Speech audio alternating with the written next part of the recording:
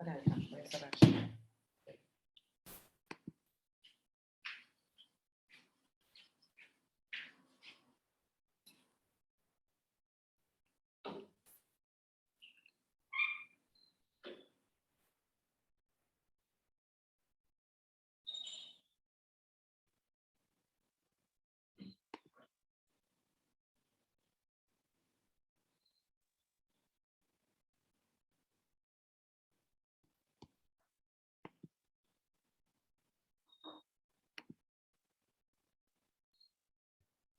Buen día, José María, buen día a todos.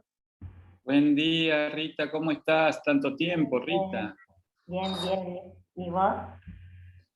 Bien, bien, muy bien. ¿Cómo va todo?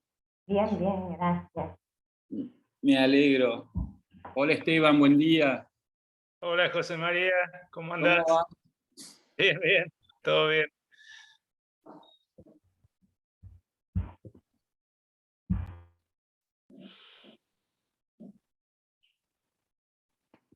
Bueno, bienvenidas todas y todos. Sí, buen día a todas y todos. Hola, Marta, qué lindo verte de nuevo. ¿Cómo estás? Qué lindo. Hola, Lili. Hola, Eli, Luisa. ¿Cómo estás, Eli? Ernesto.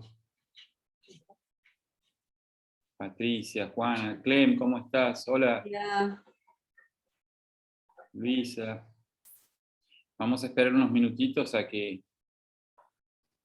siga llegando la gente. But you can't rearrange my life because it.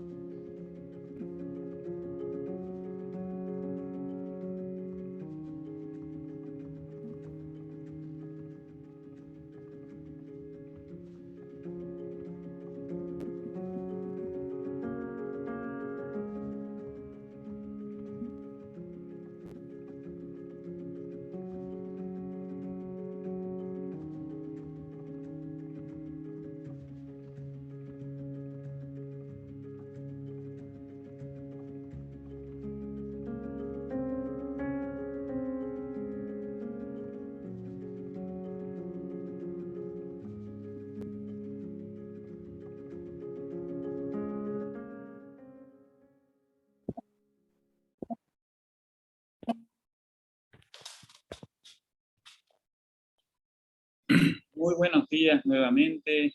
Bienvenidas y bienvenidos. Ahí la veo a María, tanto tiempo. María, qué lindo verte.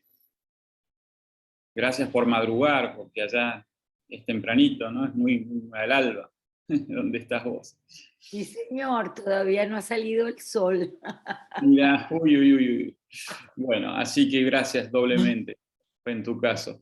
Bueno, vamos a comenzar con, como hacemos siempre, con nuestra práctica de silencio y de quietud, que es ideal porque para luego la charla y el compartir que vamos a tener acerca de una herramienta muy antigua de autoconocimiento, que es el eneagrama, que justamente trata acerca de esos desvíos, ¿no? De esa esencia que encontramos en el momento de la meditación, ¿no? Lo meditamos y hacemos silencio para conectar con quién verdaderamente somos, todos, porque no es algo, está dentro nuestro, pero está entre nosotros, es eso que une a todo lo creado.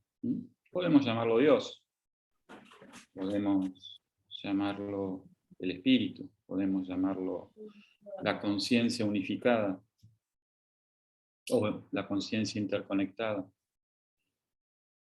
la conciencia cósmica. Bueno, tiene muchos nombres, ¿no? Ahora la ciencia también le está empezando a tratar de poner nombres, el gran campo unificado. Pero en última instancia es el asiento del ser, de quiénes somos. Cuando empezamos a enfrentar adversidad, desarrollamos distintas estrategias que van construyendo nuestro ego, ¿no? Y nos vamos apartando un poquito de esa esencia, cada uno con una característica en particular. Y eso es la materia de estudio y la razón de ser del eneagrama. Así que vamos a comenzar con la práctica de silencio.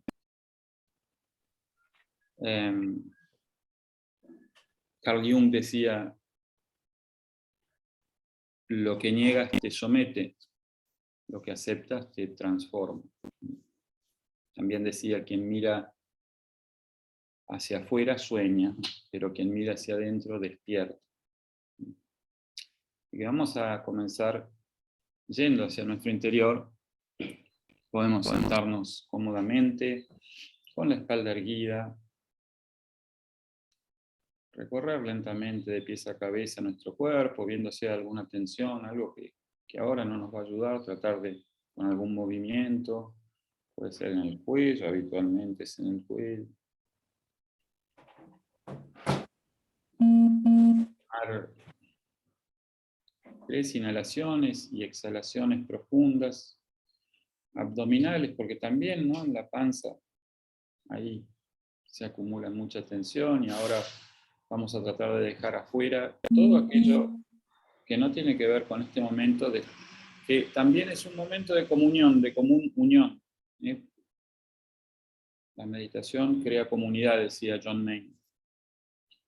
Y comunidad tiene su raíz en comunión, ¿no? Y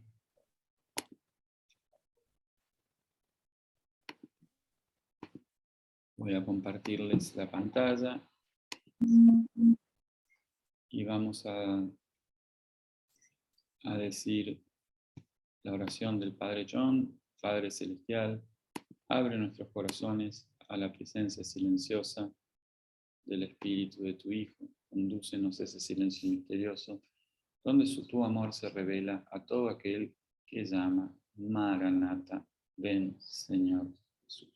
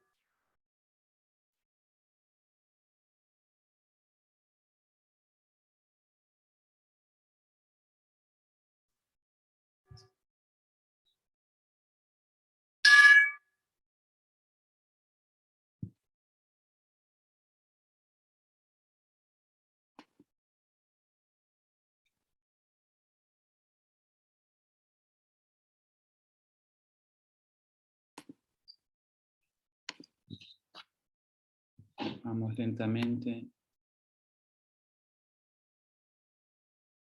volviendo.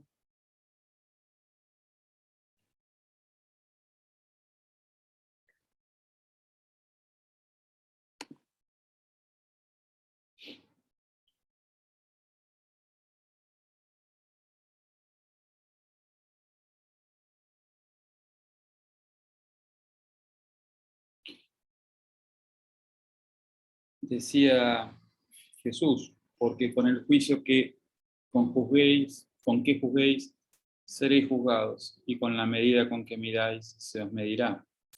¿Cómo es que miras la brizna que hay en el ojo de tu hermano y no reparas en la viga que hay en tu ojo? ¿O cómo vas a decir a tu hermano, deja que te saque la brizna del ojo, teniendo yo la viga en el tuyo? Hipócrita, saca primero la viga de tu ojo y entonces podrás ver para sacar la brizna del ojo de tu hermano. El eneagrama tiene mucho que ver con estos puntos ciegos nuestros. Lo que algunos autores en psicología llaman la sombra, el lado oscuro, el lado en sombra, lo que no podemos ver de nosotros mismos. Tanto lo bueno como lo malo.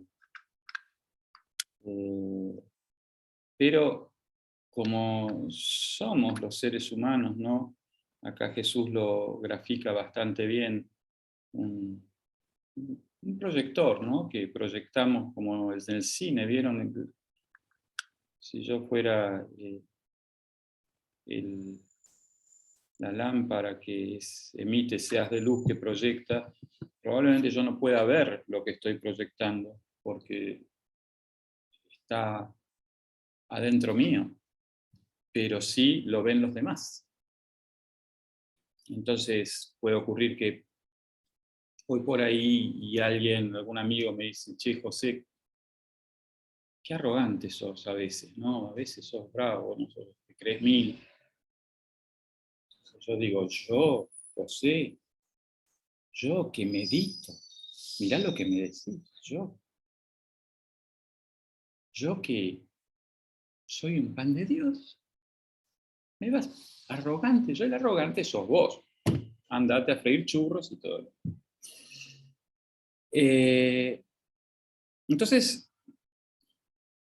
hablando, por ejemplo, ¿no? de la meditación o específicamente, ¿no? La meditación es muy central a mi modo de ver, ¿no? Hoy en día, y creo que es un beneficio muy grande, el eneagrama se usa muchísimo en el mundo cotidiano, por ejemplo, en trabajo cognitivo, por ejemplo, en selección de personal, trabajo de equipos, y allí se enfoca mucho, ¿no? En lo conductual y quizá algo en lo motivacional. Sin embargo, y esto es muy personal, pero quizá a ustedes también les resuene, a mí,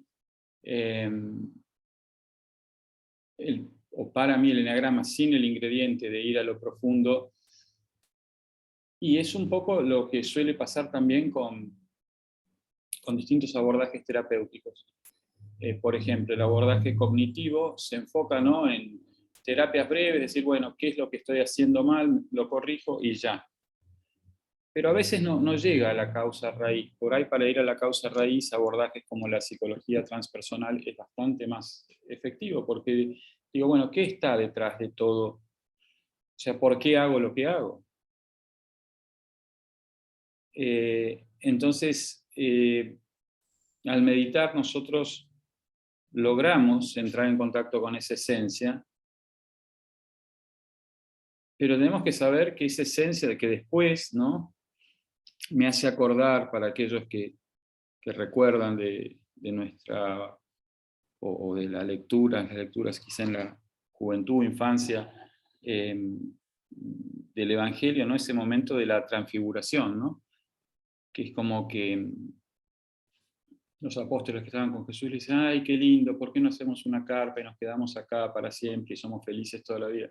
Pero eventualmente tienen que volver a enfrentar la cruz, Jesús, a los romanos, a la persecución, a la vida. Entonces, la meditación es muy importante para recordar quiénes somos, pero después volvemos a la vida, y ahí ya la meditación tiene su límite,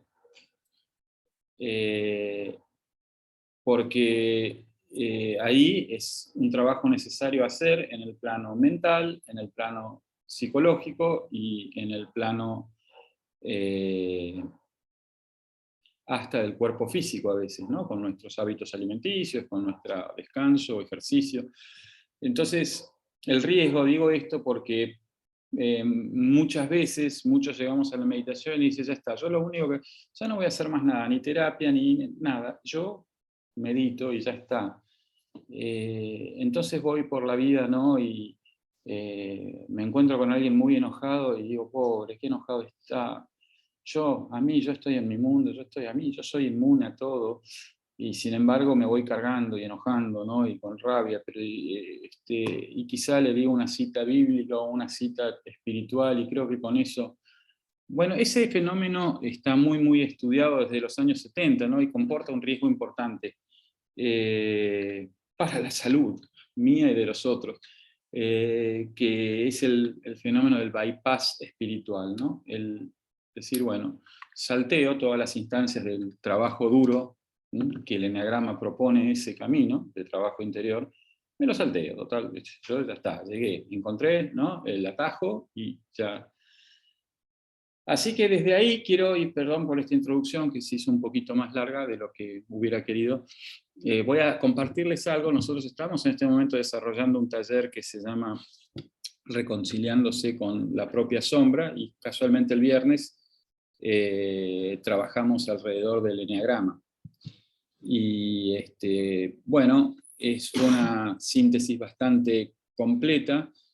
Yo voy a tratar de compartirles partes porque si no nos vamos a ir mucho en tiempo, de modo de terminar como siempre a las 1:30, ¿no? Pero mi propósito, el eneagrama es una herramienta que es hermosa conocerla, pero es para trabajar toda la vida, es como una hoja de ruta con la cual yo primero necesito conocerla, porque realmente ustedes podrán comprobar, hay cientos, si no miles de libros escritos sobre el tema, ¿no? Con todos sus aspectos. El eneagrama define 9 tipos esenciales de personalidad, pero esos 9 tipos, cada uno tiene 3 subtipos, con lo cual son 27 subtipos, y de esos 27 subtipos hay aspectos diversos, ¿no?, según personalidades centradas en lo emocional, o en lo mental, o en la acción, personalidades orientadas a la extroversión o la introversión. Y bueno, no, sencillamente mi idea, yo estaría muy contento de que, bueno, sepan que existen, seguramente muchos ya saben que existe, sepan más o menos de qué se trata, y ojalá decidan usarlo como herramienta. A mí me parece que por su antigüedad, su solidez, la cantidad de gente, de los seres humanos muy involucrados con su desarrollo humano a través de los siglos, como por ejemplo los padres y las madres del desierto, como por ejemplo Pitágoras, como por ejemplo santos del medioevo, como por ejemplo los maestros sufíes en el Islam, lo han usado. Bueno, lo precede al eneagrama, no es algo que una moda, es algo realmente, probadamente muy, muy útil, ¿no? Así que bueno, esa es mi mi aspiración, no pretende esto ser un curso profundo, la verdad. Yo lo estudio hace muchos años y el año pasado decidí finalmente certificarme. Una certificación toma un año, por ejemplo. Entonces, tratar de en 50 minutos meter todo, no, sencillamente, pero sí está bueno, me parece, poder adentrarnos un poquito. ¿Está claro hasta ahí entonces con lo que vamos a ver hoy? ¿Alguna pregunta? Bueno. Voy a compartirles pantalla nuevamente.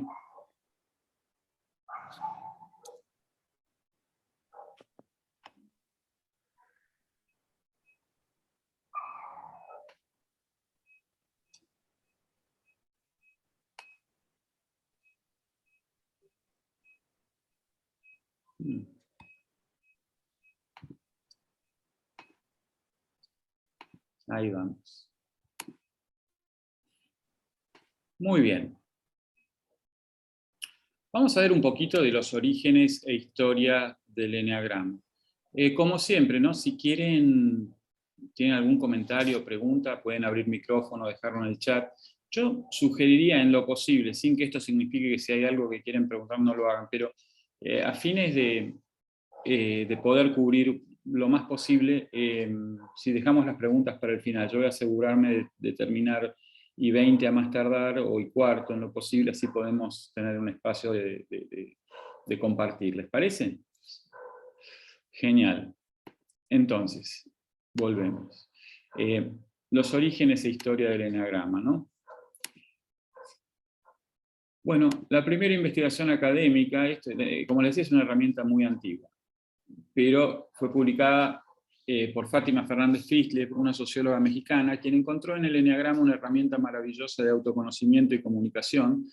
Al ser académica, decidió emprender la tarea de hacer una revisión exhaustiva y documentada, que aclaró muchos mitos y reescribió la historia. El eneagrama ha perdurado a través de los siglos como parte de la filosofía perenne, y es importante unirlo con las herramientas que las neurociencias nos proporcionan para aprovecharlo de manera dinámica y actual. Bueno, esto lo tomé de un libro de una maestra con la que estudié, que es Adelaida Harrison. Ella también es mexicana, y bueno, es una pequeña referencia al tema neurociencias, porque ella también es experta en neurociencias, ¿no?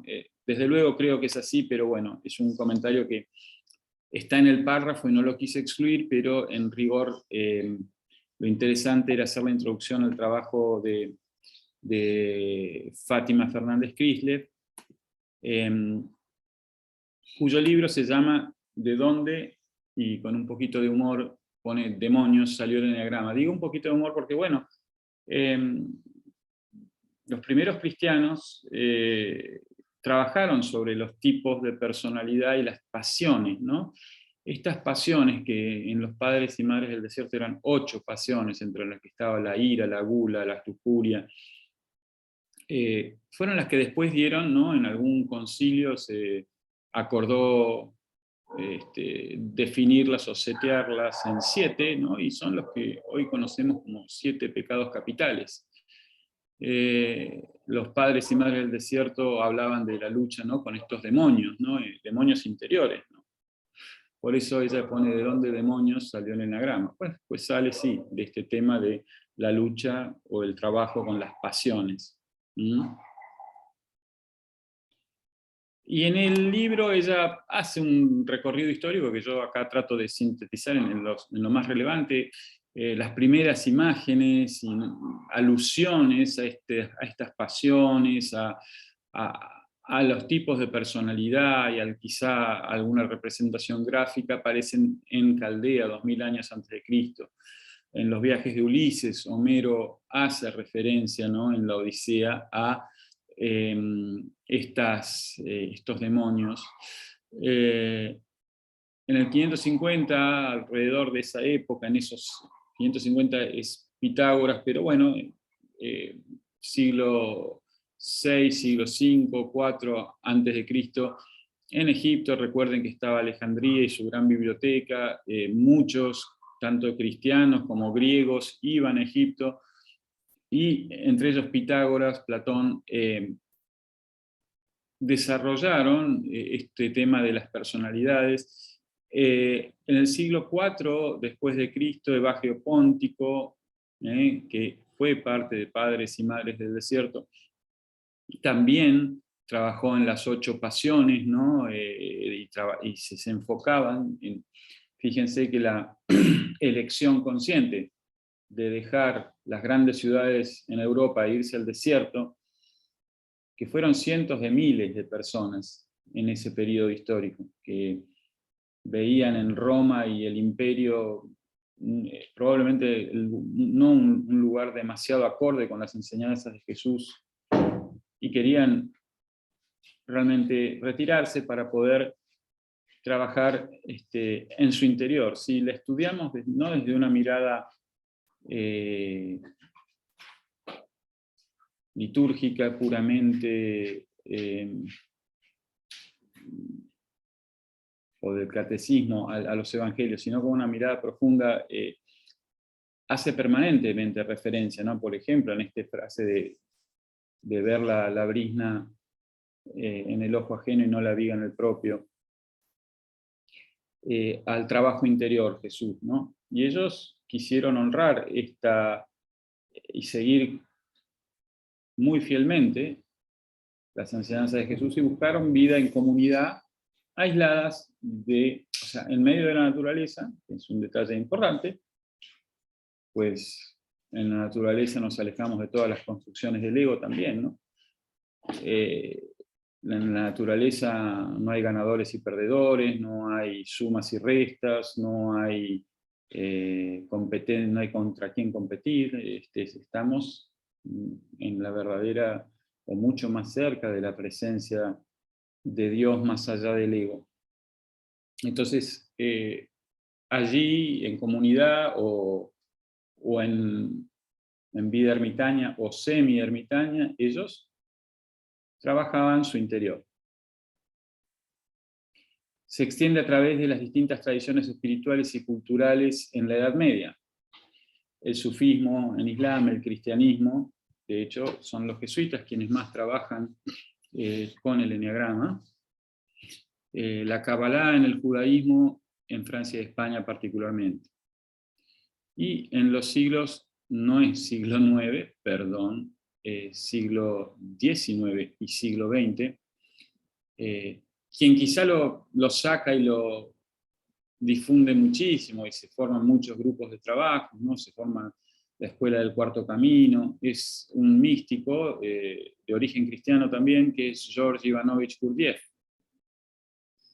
Y finalmente los que le dan la forma más actual, con estudios desde la psicología transpersonal muy, muy detallados, son Oscar Ichazo, boliviano de origen, vivió tiempo en Argentina, y Claudio Naranjo, un referente, ambos fallecieron hace menos de 2 años,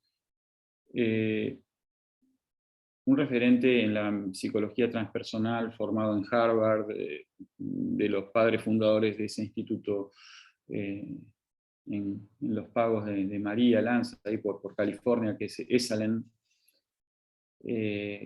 Ambos murieron, les decía, hace muy poco.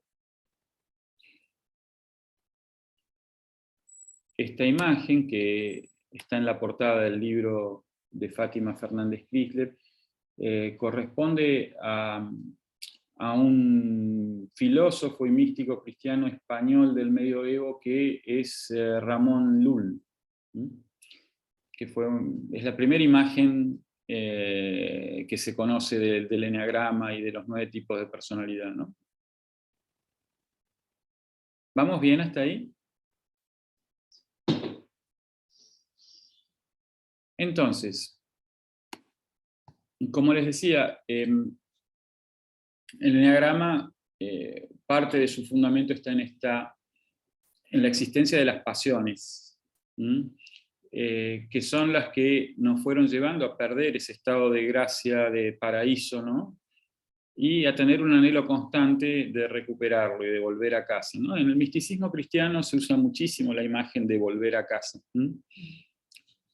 De hecho, Lawrence Freeman, ¿no? El padre Lawrence la usa mucho. Todos llevamos dentro la experiencia del paraíso. Cada uno de nosotros desarrolló su propio personaje en el intento de restaurar el caos, y así recuperar ese paraíso perdido. En todos nosotros existe el anhelo de volver a casa. Así, algunos buscamos recuperar el Edén a través del perfeccionismo, otros a través del dar más de lo que podemos, otros a través del desempeño sobresaliente, otros a través del arte y el romanticismo, otros a través de la observación y los altos estudios, otros a través de la conducta de abogado del diablo o interrogador, cuestionador, otros a través del entusiasmo y los sueños, y otros desafiándolo todo, y finalmente otros enfocados en paz, en la paz, en pacificar. Estos son entonces los 9 eneatipos, los 9 tipos de personalidad según el eneagrama. Se han definido como, se les da un nombre a cada uno de esos personajes, ¿no? Ese nombre podemos verlo como arquetipo de personalidad. Entonces yo, en la literatura, según el autor, según sea Rizzo, Hudson, Helen Palmer y distintos autores que le han dado nombre a estos arquetipos, van a encontrar diferentes nombres. Yo traté de resumirlos acá, pero más o menos todos representan al mismo personaje, ¿no? El 1 es el perfeccionista o reformador. El 2 es el ayudador, el dador, el que apoya. El 3 es el triunfador. El 4, el individualista o el trágico romántico o el artista. El 5, el erudito. El 6, el leal o interrogador, o abogado del diablo, algunos autores también le dicen por esta cuestión de estar permanentemente cuestionando. El 7, el entusiasta. El 8, el desafiador. Algunos autores también lo llaman en inglés the boss, el jefe, ¿no? El que baja línea, el que corta el bacalao.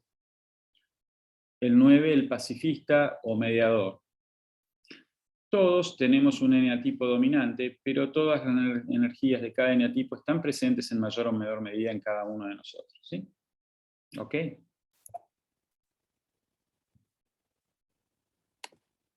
Entonces, aquí está gráficamente lo mismo, ¿no? Del 1 al 9, el reformador, el ayudador, el triunfador, el individualista, el investigador, el leal, el entusiasta, el desafiador. Ustedes ven que hay distintas líneas que conectan a cada uno de ellos y que tienen un poco que ver con lo que necesitamos incorporar para sanar.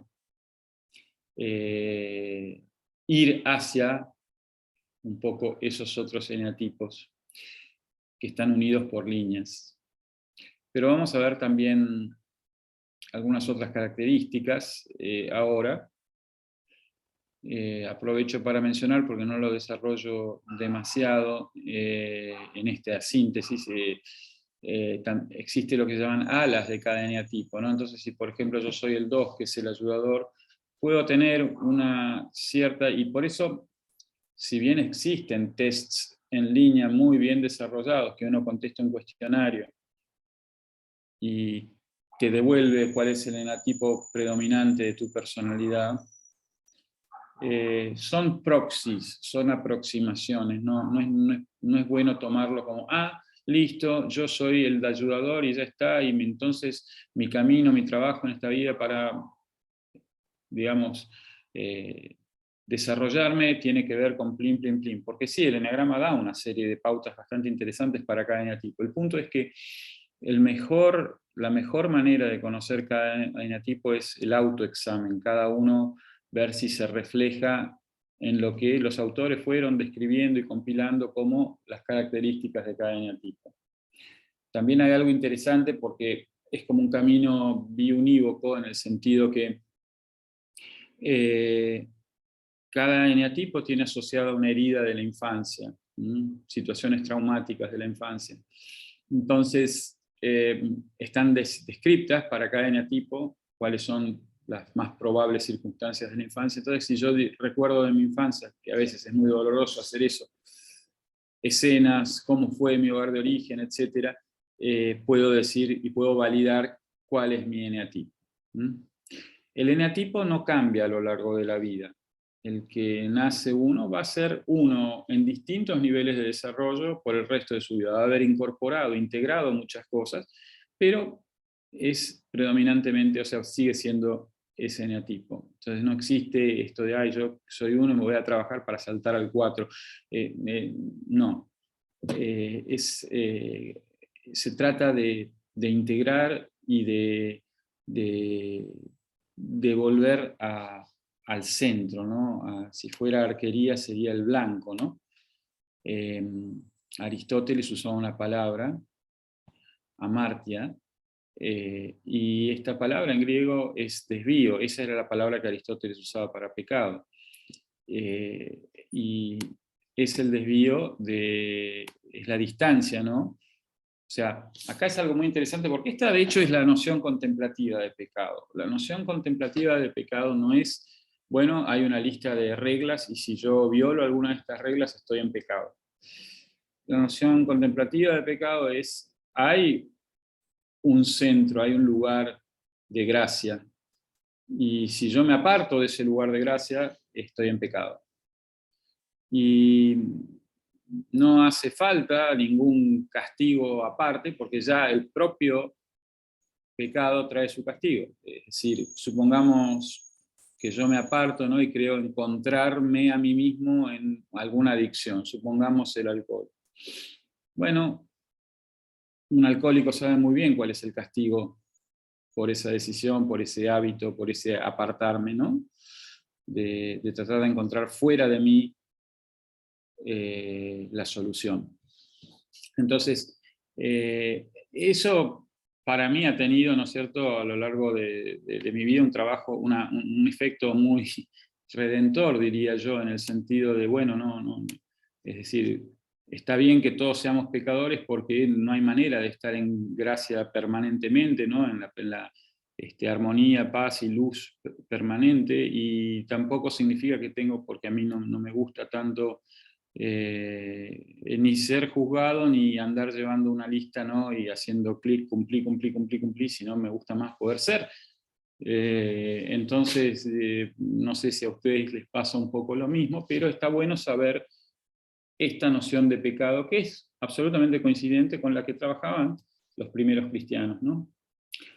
En el diagrama se describe a la pasión como aquella pulsión que nos hace separarnos de nuestra esencia. A mayor distancia, mayor separación y por ende acciones o respuestas erróneas que hoy en día conocemos como pecado.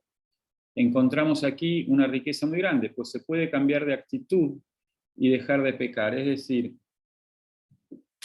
no aplico correctivo aquí. Es un poco, si quieren, como para tomar un análogo en la medicina, ¿no? La medicina alopática tiende a ir sobre los síntomas, la medicina homeopática tiende a ir sobre la causa raíz. Bueno, aquí nos está diciendo que si vamos a la causa raíz, a estas pasiones, y trabajamos sobre ellas, entonces podemos dejar de pecar. O sea, si logramos cambiar nuestras actitudes, es decir, nos acercamos un poquito más al cielo, al estado de gracia. También nos dice que el miedo nos hace estar alertas a los peligros exteriores y provoca que perdamos contacto con nuestra esencia o alma. Al alejarnos de nuestra esencia, olvidamos quiénes somos. Es por ello que empezamos a implementar estrategias que nos permitan funcionar en un ambiente adverso, y es así como desarrollamos el ego o personalidad. Esto también está tomado del libro de Adelaida.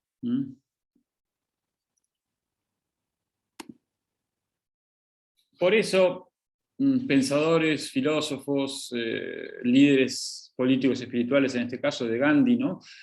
Decía, cuida tus pensamientos porque se convertirán en tus palabras, cuida tus palabras porque se convertirán en tus actos, cuida tus actos porque se convertirán en tus hábitos, y cuida tus hábitos porque se convertirán en tu destino.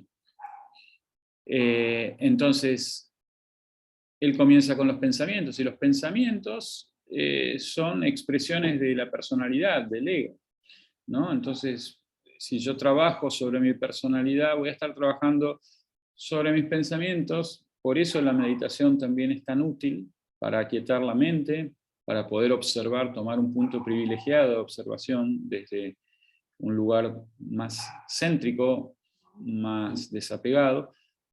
Y fíjense que Gandhi acá plantea una especie, ¿no?, de, ¿vieron? Cuando el dominó ponemos todas las fichitas y empujo una y se van cayendo todas, ¿no? Todo comienza con los pensamientos, el pensamiento se convierte en palabra, la palabra en acción, y la acción en hábito. Si voy al origen, entonces probablemente mis palabras van a ser mejores, mis actos van a ser mejores, mis hábitos van a ser mejores. Y volviendo a Jesús, decía: no juzguéis para que no seáis juzgados. Bueno, esto ya lo compartí hace un rato, ¿no? Así que no lo vuelvo a leer. Pero sí, también es interesante esto, que cuando a Jesús no le aplican un correctivo, ¿no?, diciéndole: vos no estás comiendo el día sábado con las manos sucias y qué sé yo, y tus discípulos no se limpian las manos. Y él les dice: no, muchachos, no es lo que entra, no se preocupen tanto por lo que entra, preocúpense por lo que sale del corazón. ¿Mm?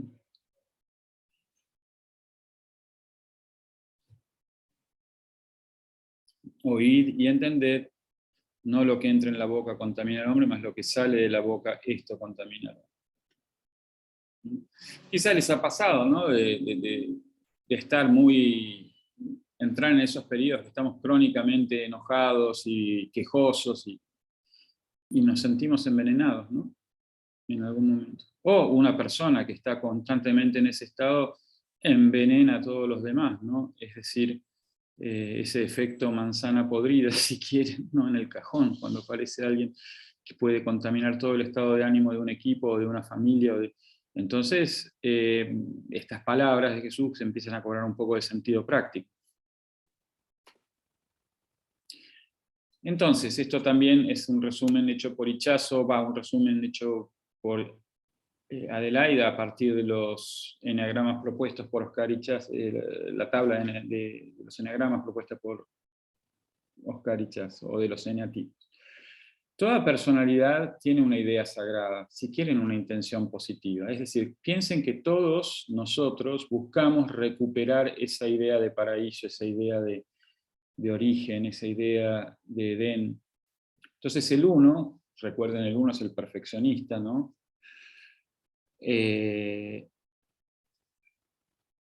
La santa perfección. ¿Cuál es la virtud de este eneatipo de personalidad? La serenidad. ¿Cuál es la fijación? El resentimiento. Y la pasión, o el pecado capital. Es interesante también, ¿no?, la explicación que en el eneagrama se da a la palabrita capital, o que en el misticismo cristiano no es capital porque si yo incurro en ese pecado me cortan la cabeza. Es capital porque es la cabeza de todos los demás mini o maxi pecados que suceden, ¿no? La ira me puede llevar a robar, me puede llevar a matar, me puede llevar, pero en la raíz está la ira, por eso capital, ¿se entiende? Entonces, ese es para el caso del 1. Para el caso del 2, recuerden, el ayudador, su idea sagrada, sí, el 1 es quizá el defensor de pobres y ausentes, el 1 es esa persona, ¿no? Quizá todos tenemos en la familia a alguien que estamos llegando, ¿no?, del supermercado con las bolsas: yo te ayudo, yo te ayudo, yo te ayudo. No, Sefer, no, deja, ¿quieres una silla? Vení.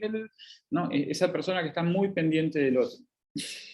La idea sagrada es la santa libertad, la virtud es la humildad, la fijación, la adulación. La verdad que lo que el 1 busca es perdón, el 2, gracias Marian, acá, Marian que está conmigo me corrige y le agradezco.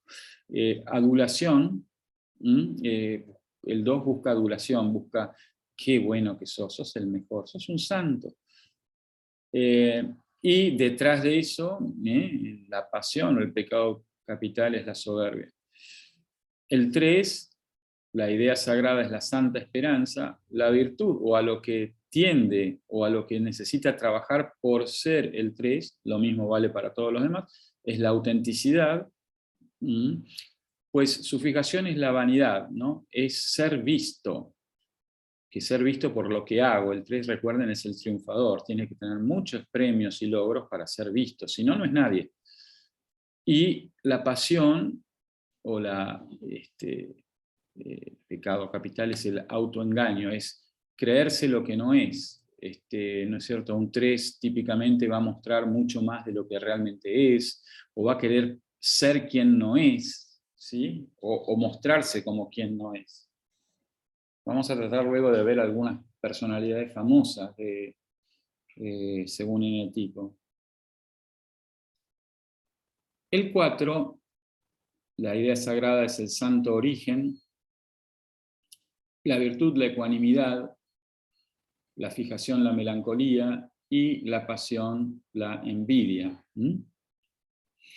Al 4 se lo asocia con muchos artistas, esas personas que necesitan diferenciarse, ser diferentes, se visten muy diferentes, son muy eclécticas, pues no pueden ser como los demás, tienen que ser diferentes, y tienden a envidiar quizá a la persona que es más, no sé, normal, por decir de más promedio, ¿no? El 5, la santa omnisciencia. El 5 es avaro de conocimiento, sobre todo. Probablemente un 5 lo van a ver rodeado de libros y quizás refugiado en sus libros, todo tiene que estar validado, ¿no? Por los altos estudios. Su virtud es la ecuanimidad, ¿no? No extraña, y esto lo dice el padre Richard Rohr, una autoridad mundial en el enneagrama, ¿no? El franciscano Richard Rohr. 5 es probablemente el eneatipo de los contemplativos más común, ¿no?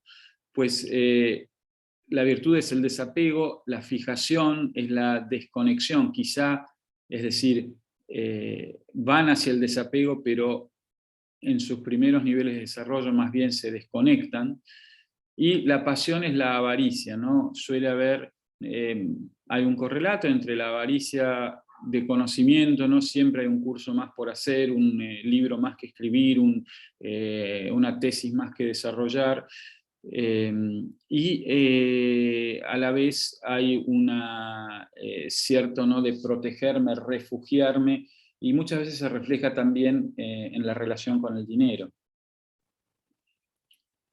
Entonces la avaricia es el 5. El 6, que es el leal, el interrogador, el que pregunta todo, el que duda todo, es la santa fe. La virtud es el valor, el resentimiento, la fijación, la cobardía, y la pasión es el miedo. El 7, el plan santo, ¿no? La fijación del 7 es la planeación. El 7 es la persona, ¿no? Podríamos describirla, ¿no? Un poco con don't worry, be happy, ¿vieron? No te preocupes, sé feliz, está todo bien. Un poco una película muy 7 podría ser La vida es bella, de Benigni, esa película, ¿no? De un poco no conectar con lo que está pasando, sino está todo bien, ¿no? Ahora después vamos a ver la experiencia de la infancia que lleva a esta conducta, ¿no? Pero la virtud es la sobriedad, la fijación es la planeación, y el pecado capital es la gula. El 7 también siempre va por más, pero en la acción. El 7 pertenece a una tríada visceral o de acción, y busca, ¿no es cierto?, siempre hacer más, encarar nuevas cosas. El 8, la santa verdad, la virtud es la inocencia, la fijación la venganza, y la pasión la lujuria. Una sensación de inseguridad muy grande y pérdida muy grande en la infancia lleva a acumular, ¿no? Y excederme o sea, la lujuria, recuerden, no hace solo una referencia a la lujuria en el plano sexual, sino a la lujuria como excesos, ¿no? Y el 9, el santo amor, la virtud es la diligencia, la fijación es la indolencia, y la pasión es la pereza. El 9 en general viene de experiencias de infancia, de mucha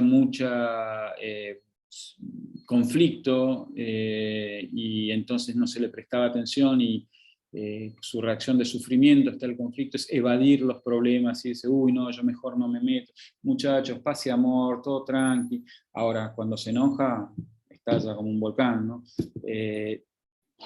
Entonces, esas circunstancias llevan a desarrollar como desvío, ¿no? la pereza. Bien.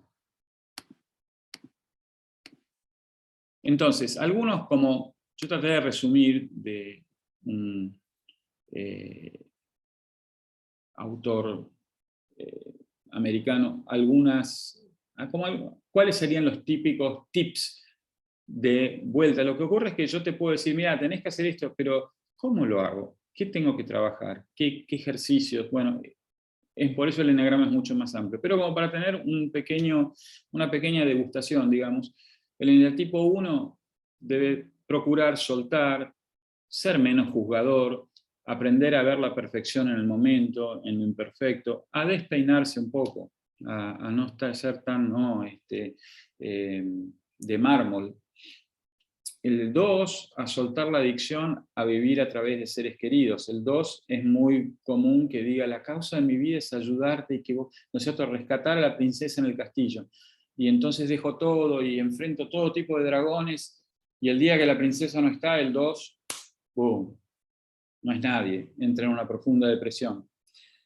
Entonces soltar la adicción a vivir a través de seres queridos, aprender a recibir. El 2 es experto, es un campeón en dar, pero le cuesta mucho identificar sus propias necesidades y sobre todo alegrarse al recibir, ¿no? El 2 probablemente, si le dan, va a decir, ay, bueno, ya te lo voy a retribuir, ¿no? O bueno, la próxima, ¿no es cierto? Alguien le invita a comer y le paga la comida y dice, la próxima la pago yo. Es decir, es muy difícil decir, gracias, qué lindo que me invitas. El eneatipo 3 conecta con tus emociones, suelta la necesidad de control, ser más introspectivo, descubrir tu propósito. El 3, ustedes saben que, por ejemplo, el padre Rohr tiene trabajos estupendos en el campo del eneagrama, y él le asigna, como creo otros autores, pero él por lo menos creo que fue uno de los primeros en asignarle animales, por ejemplo, o países, ¿no?, al 3. Entonces el 3, el animal asociado es el camaleón. El 3 es el que va a hacer lo que, o sea, a donde vaya, se va a mimetizar para ser el triunfador en ese lugar, ¿no es cierto? Que hay que vestirse de árabe, me he visto de árabe. Hay que hablar ruso, aprendo ruso. Entonces, esto de descubrir su propio propósito, ser más introspectivo, es parte del trabajo del 3, ¿no? También es interesante cómo hay culturas, ¿no? Cuando yo decía esto de, bueno, la próxima pago yo, a ver, los porteños tenemos un poco de esto, ¿no? Que está como ya en la cultura, automático, vienen y me invitan y no me sale decir gracias y nada más, me sale decir, bueno, no, o hacer toda esta escena, pago yo, bueno, la próxima pago yo. Entonces está como, hay algunas cosas culturales, y desde ahí Rohr, por ejemplo, el padre Rohr dice, el eneatipo, o sea, el país representativo, la cultura representativa del 13 es los Estados Unidos, que, ¿no es cierto?, es todo esto, el sueño americano y el éxito, y, ¿no es cierto?, una cultura que promueve a los ganadores y desprecia a los perdedores, y una cultura, y lo dice, todo esto lo estoy diciendo porque lo escribió un americano, y lo escribió un estadounidense que es Richard Rohr, a pesar de que, bueno, la verdad que lo puedo atestiguar porque yo modelicé muchísimo, porque me tocó ser educado en un contexto muy hecho a imagen y semejanza de los Estados Unidos, vivir mucho tiempo en Estados Unidos, y sí, hay esto de aparentar una postura fantástica, pero que quizá un europeo la va a ver como un poco de plástico, ¿no? Un poco superflua. ¿No es cierto? Un europeo va a decir, yo tomo un buen vino y lo estudio y me preocupo por saber de qué cepa es y lo disfruto y lo saboreo, mientras que un americano es un medio para llegar al estado de ebriedad. Entonces, esta es un poco cómo podemos ir viendo características a nivel individual, de personalidad, y también a nivel de personalidades, a nivel culturas o países. Estados Unidos es un país triunfador. Por eso el eneatipo 3 lo identifica. El eneatipo 4 debiera concentrarse en superar su adicción al sufrimiento, a la crisis, a evitar el rumiado, aprender a desarrollar una perspectiva objetiva. El eneatipo 5, dejar de observar, involucrarse con el mundo, abrirse a las emociones, procurar ser más personal. El 6, el leal, el abogado del diablo, volverse su propia autoridad, poder ver seres humanos y no funcionarios jerárquicos.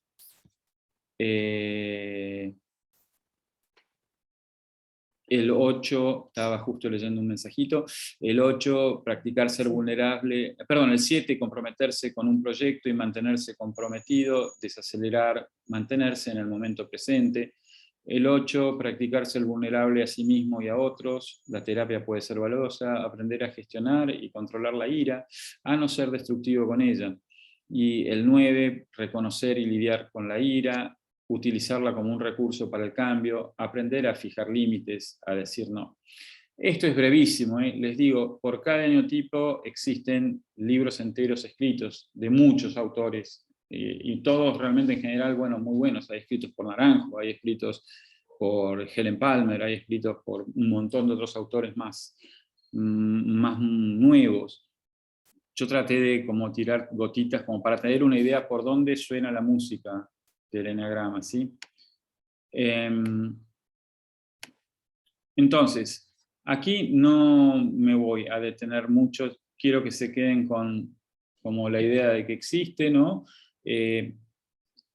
Cada tipo de personalidad tiene niveles de desarrollo, es decir, hay niveles muy básicos, que generalmente quizá en nuestra infancia, adolescencia, y a medida que vivimos, la propia vida nos va moldeando, pero también seguramente empezamos un camino de búsqueda, entonces como que vamos cambiando de nivel. Entonces solo para tomar algo, tomemos el 1, un 1 en un muy bajo nivel de desarrollo, el nivel 9, es alguien condenatorio, punitivo, a medida que va creciendo, ¿no? Puede ser obsesivo, contradictorio, volverse bastante farisíaco, ¿no? Fariseo, bastante así, autoridad moral, y a medida que va creciendo, ¿no? Comienza, bueno, en los niveles más altos, generalmente lo que está en amarillo es donde estamos el común de los mortales, esto quizá corresponde, ¿no? a personas entregadas completamente al trabajo interior, los niveles más altos, pero generalmente andamos por acá, entonces un 1 ya en un nivel más sano de desarrollo puede ser visto como obligado, esforzado, controlado, ordenado, y así por el orden, bueno, con los 9 eneatipos, ¿sí? Sí, ya me estoy repasando de tiempo, voy a acelerar entonces. Hay 3 tríadas, la tríada desde lo armónico, hay los eneatipos 2, 3 y 4 son los empáticos, desde la emoción, los que, digamos, su centro de funcionamiento está en el corazón. El 8, el 9 y el 1 desde la acción, y el 5, 6 y 7 desde lo mental.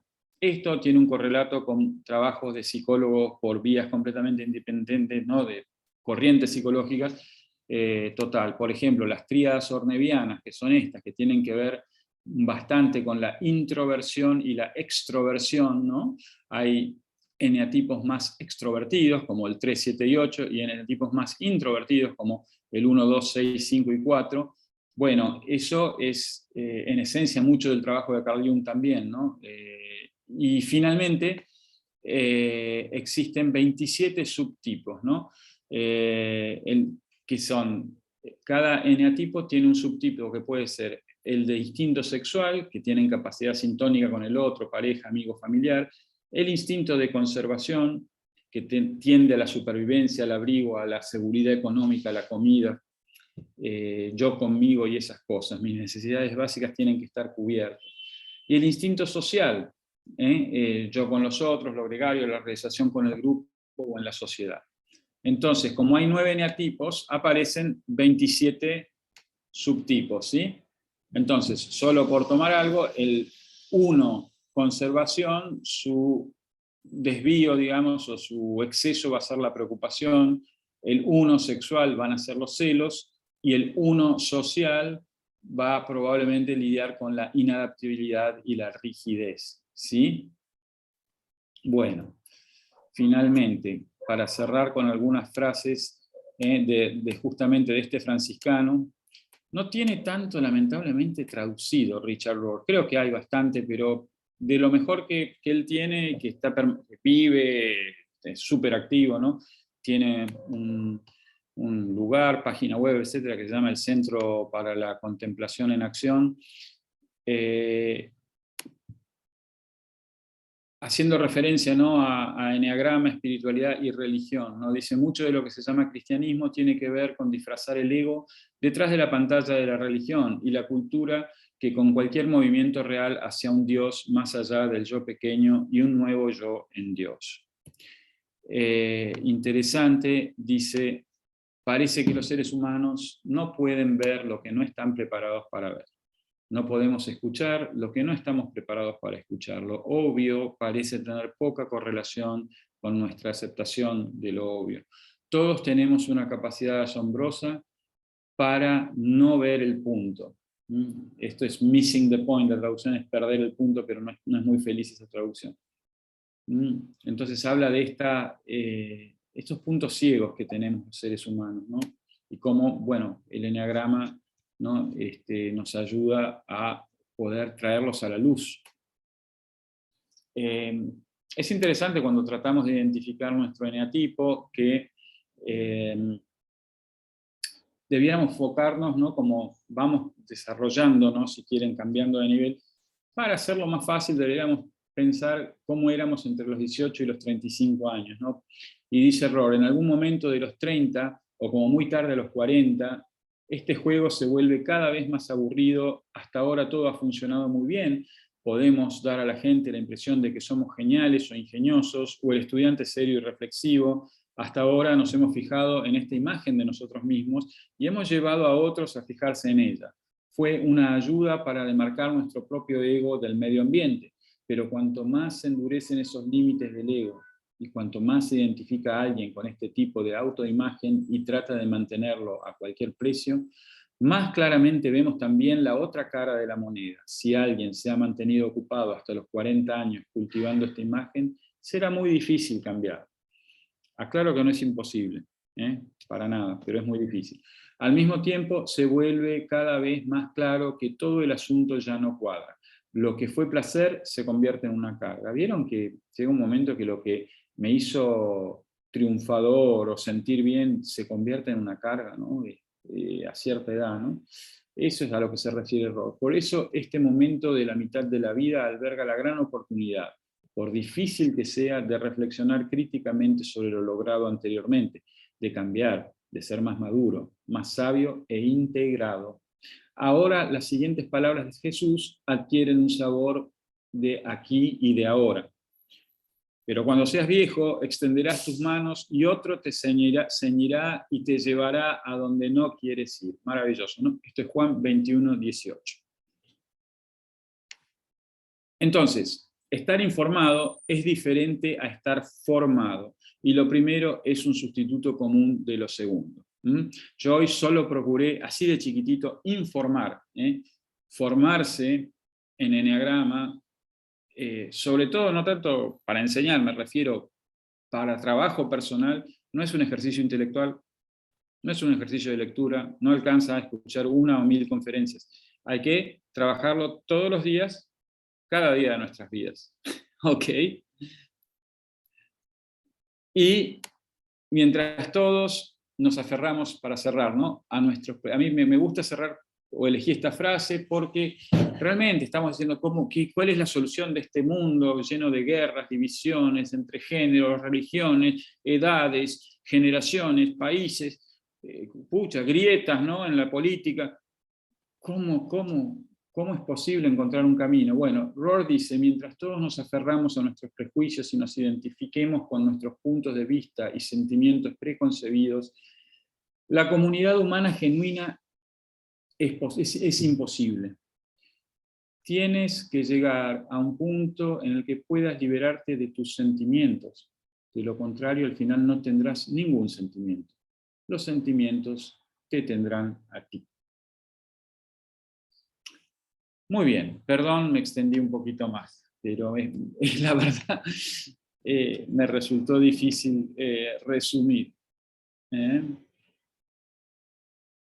¿Qué les ha parecido? Me gustaría, sé que estamos ya sobre la hora, los que tengan que partir, yo ya he terminado.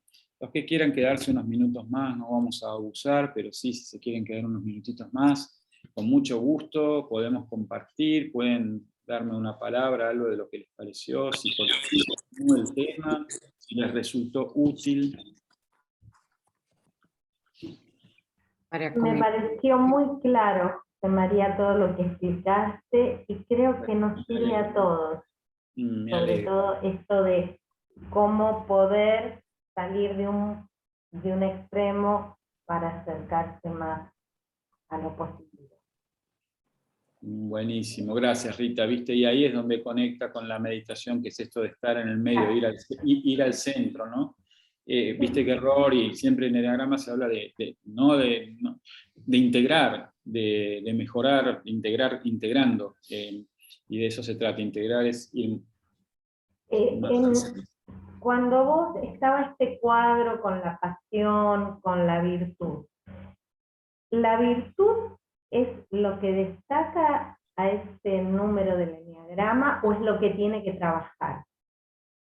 No, es lo que destaca, quizás es un punto ciego para él, pero, o sea, detrás de un 3 vanidoso, hay una persona llena de esperanza, de que todo va a ser mejor, de que todo debe ser, que quiere ser mejor. Entonces, detrás de un 1 perfeccionista, al cual era la virtud del 1, no me acuerdo, pero ya te digo. 3 dijiste. Era que... Ay. Detrás del 1 perfeccionista, ¿no? Que está la serenidad, ahí está la serenidad. En realidad, el 1, ¿no? Que podríamos ver gente, no sé, como...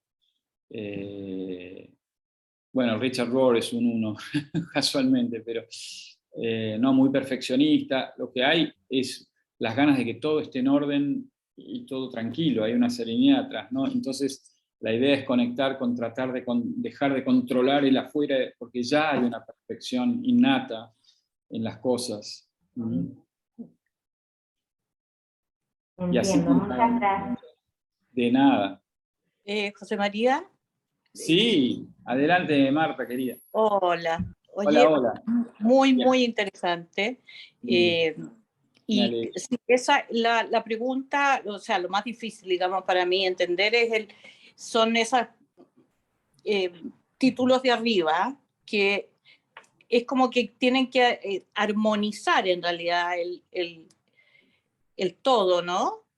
O sea, cada una de esas te compensa lo que no tienes.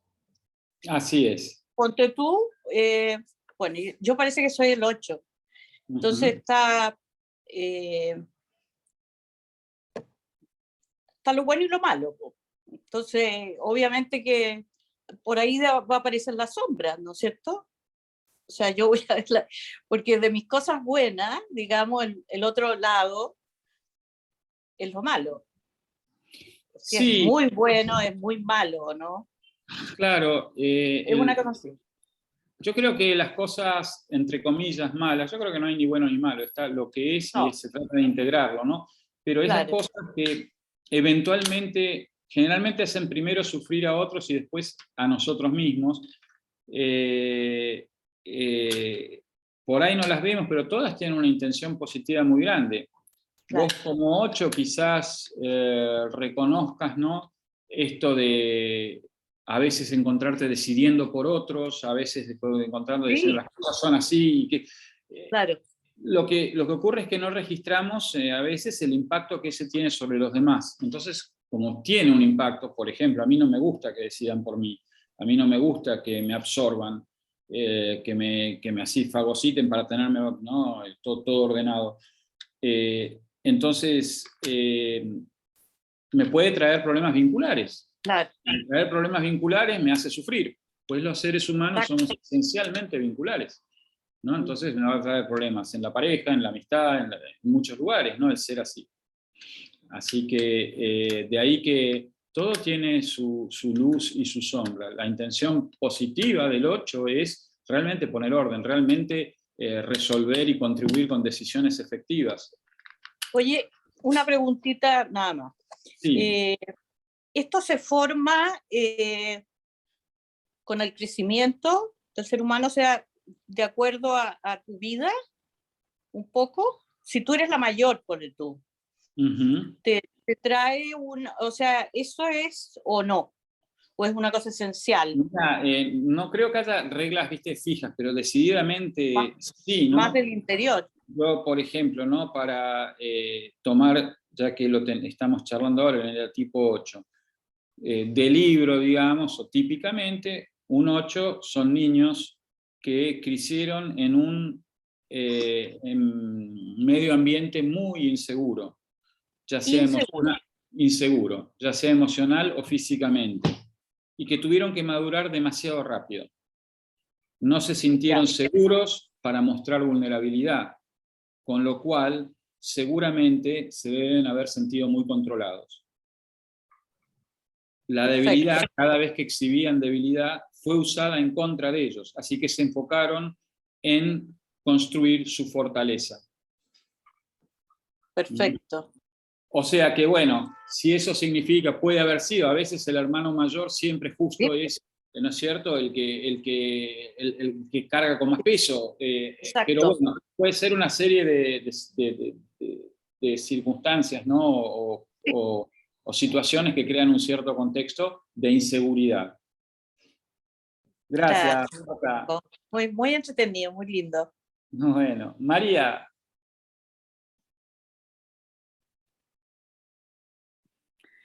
Me da tanto gusto volver a verlos. Como Igualmente, querida, igualmente. Es verdad que ha sido tanto tiempo. Tanto tiempo. Sí. Cuando tú hablabas, primero para mí fue excelente la preparación. Yo no tenía ese dominio de esta información y para mí fue como que me hubiesen abierto un libro completo. Entonces, me ha costado con Robert a veces entenderlo. No sé en qué estriba, son personalidades distintas. En cambio, hoy sentí muchas cosas que fluían, pero en la medida que hablaba es interesante porque yo tenía una imagen. La imagen es de un caleidoscopio, me acordaba pequeña del caleidoscopio. Es como un cristal que va abriendo y cerrando, abriendo y cerrando. Y entendí que esa es la dinámica del ser humano, que tenemos múltiples colores, que cada uno completa al otro, que se busca hacia una armonía, pero a veces se necesita soltar la armonía para entrar en otro marco de libertad. Y me vino mucho una palabra, la palabra aceptación. O sea, como que en ese caleidoscopio era como que si tratara de ver a través de él esos cristales de colores y entonces en esa búsqueda de cristales de colores tener como una gran paz por cada uno de ellos y aceptar primero para poder ir como que transformando, modificando, como creando distintos, ¿cómo se llama eso? Mapas o como distintos rompecabezas. Es una situación para mí más lúdica, más de juego, más de buscar esa fluidez y esa aceptación. Muchas gracias por compartirlo, María, y me traes a un punto que creo que es muy central en estos tiempos a la luz del Eneagrama. Yo creo personalmente que el Eneagrama es una excelente herramienta y debe serlo para practicar compasión y desde ahí entendimiento humano y armonía humana. Pues si yo veo suponte, vamos a tomarnos, recién hablábamos del 8, que es con el que cree identificarse Marta. Quizá vos ves un 8 y te relacionás con un 8 y lo primero que te sale es decirle, pero qué atropellador que sos, y qué bestia, y por qué sos tan bruto, y esto y lo otro. Y no podés llegar a conectar con ese niño que sufrió tanta inseguridad, que fue tan atacado, que necesitó, y tampoco puedo ver yo lo que hay en mí de 8, probablemente, ¿no? Entonces, si yo logro, y la meditación ayuda porque hay que respirar y estar muy en el centro para no reaccionar desde la amígdala, ¿no? Desde el lucha o huida y entrar en el intercambio rápidamente. Entonces, poder empezar a poder ver la intención positiva detrás del otro, aprender a poner los límites, aprender a dialogar, pero no a odiarlo en el acto, porque eso me destruye a mí, ¿viste? El odio es, dicen los budistas, es como darle veneno al otro, ¿cómo es? Tomar yo veneno esperando que el otro se muera. Entonces, muy bueno tu punto respecto de esto de poder ver los colores, los true colors de cada uno, ¿no? Los colores verdaderos de cada uno. Gracias, María. Tenemos a Edith, y creo que había alguien más, pero no puedo ver ahora si alguien más. Pero Edith. Adelante, Edith. Buenos días con todos. Bueno, Te escuché, José, que mencionaste que no podíamos cambiar de un eneatipo a otro eneatipo, o entendí mal. O uno nace en un eneatipo y ya no cambia, ni porque puedes trabajarlo, algo así te entendí.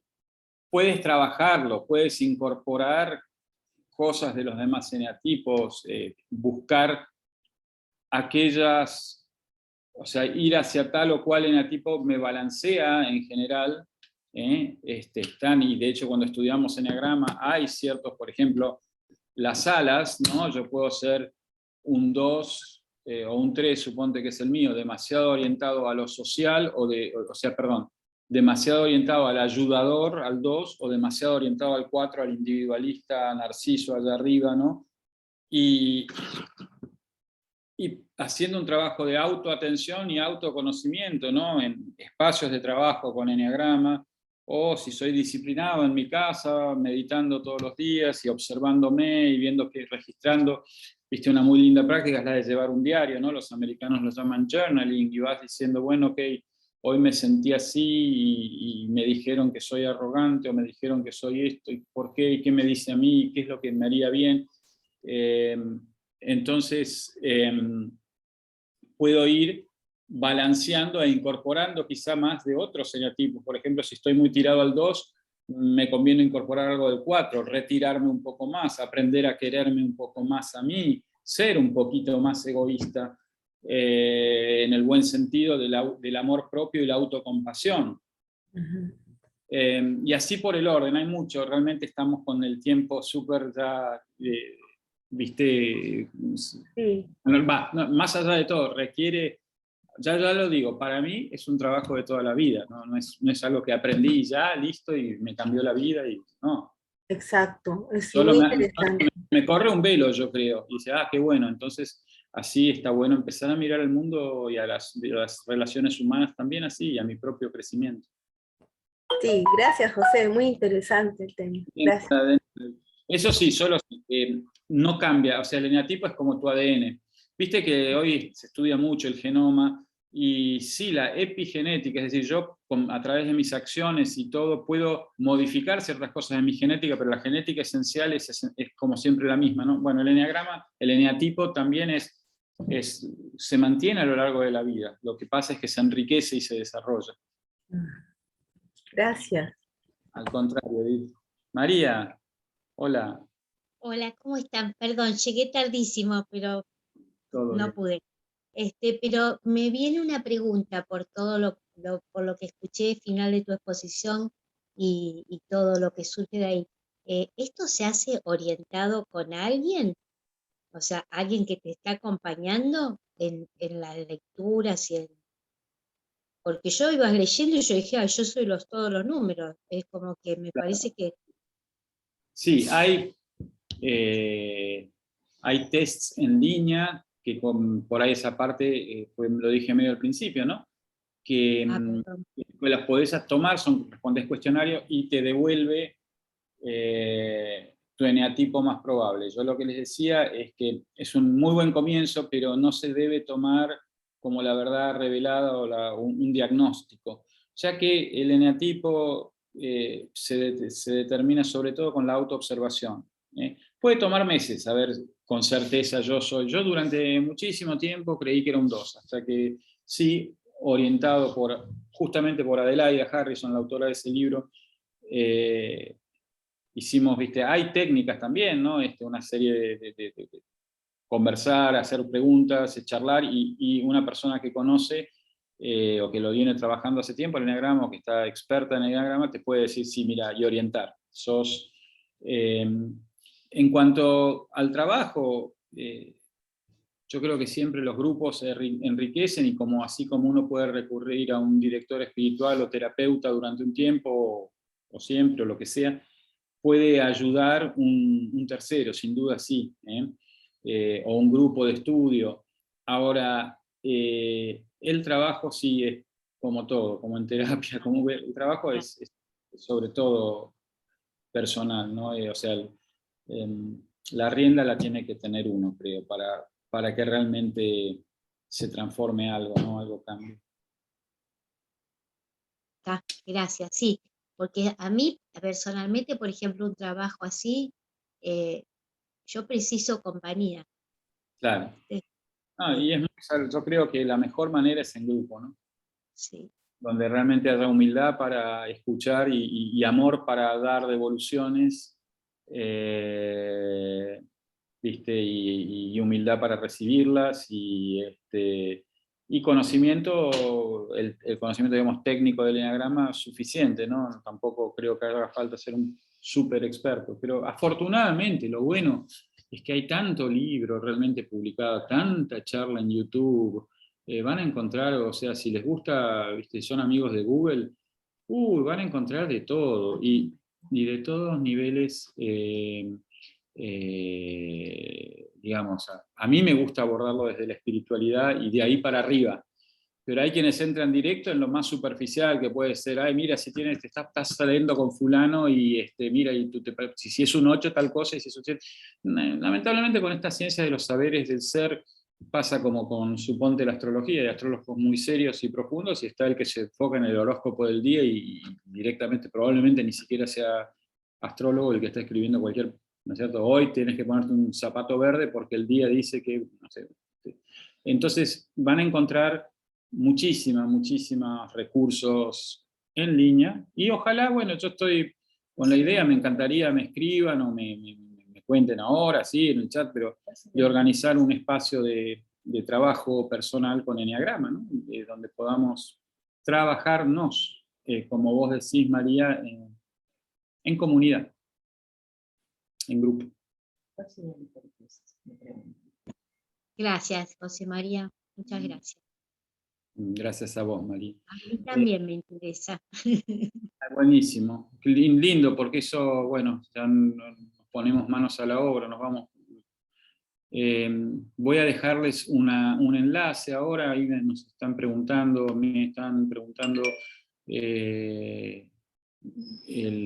cuál es el mejor test, ¿no?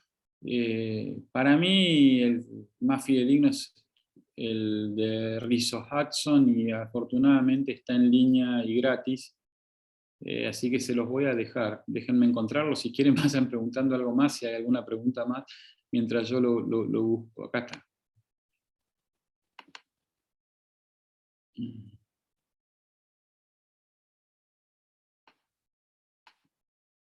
Lo voy a poner en el chat. Tal vez, seguramente, puedan copiarlo del chat y pegarlo en alguna parte de su... Y otra cosa, ¿esta charla va a quedar en YouTube? Sí, va a quedar en YouTube. Sí. Fenómeno. Lo pueden ver ahí, ese que dice test eneagrama.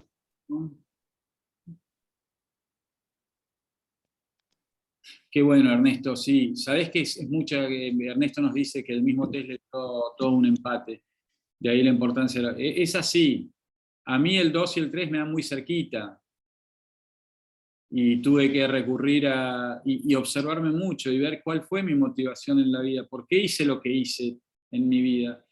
Y me di cuenta que más que nada el denominador, muchas veces dije, bueno, yo soy un 3, más bien a la 2, y me viene bien irme hacia el 4 un poco. Quizás fue el momento en mi vida que empecé a meditar más intensamente, fue más o menos el momento en mi vida que lo conocí a Lawrence y empecé a valorar más los espacios para mí mismo sin estar. Yo de más joven no había manera que no esté en medio tenía que ser algo muy social, ¿no? Iba de fiesta en fiesta, de reunión en reunión, de conferencia en conferencia, de qué sé yo, todo tenía que tener gente alrededor.